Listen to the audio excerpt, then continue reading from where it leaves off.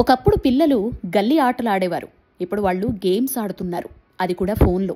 మనం ఏమనుకుంటామంటే ఏముంది, చదువుకోవడానికో లేదా రిలాక్సేషన్ కోసమో మొబైల్ లేదా కంప్యూటర్ వాడుతున్నారు అని.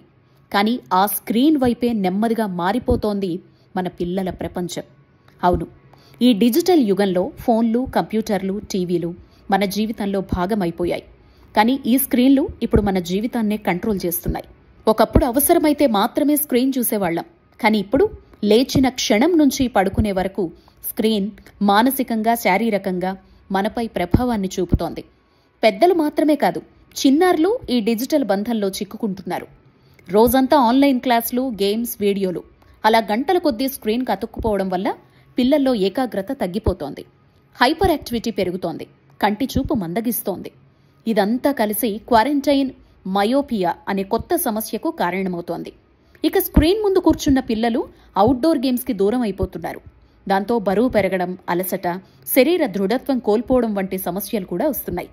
దీనికి పరిష్కారం ఉందని చెబుతున్నారు నిపుణులు. 3, 6, 9, 12 రూల్ని పాటిస్తే పిల్లల భవిష్యత్తు సేఫ్ అంటున్నారు. అసలు ఈ 3, 6, 9, 12 రూల్ ఏంటో చూసేద్దామా?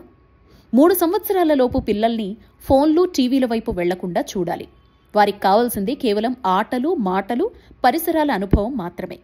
3 నుంచి 6 ఏళ్లలోపు పిల్లలకు పేరెంట్స్ పర్యవేక్షణలు, రోజుకి గరిష్టంగా 30 నిమిషాలు ఫోన్లు, టీవీలు చూసేందుకు అనుమతినివ్వాలి.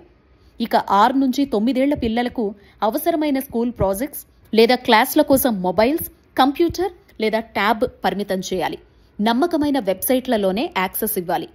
12 సంవత్సరాల తర్వాత సోషల్ మీడియా వాడకంపై అవగాహన కల్పించాలి.